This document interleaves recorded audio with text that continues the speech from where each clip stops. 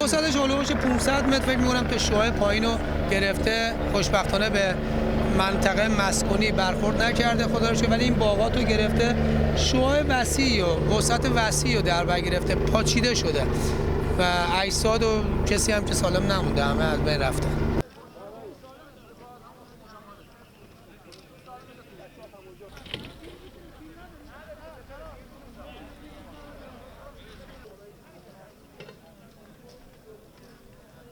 اخبار نگاه میکردم که پایگاه امریکا رو داره با موشک میزنن ایران.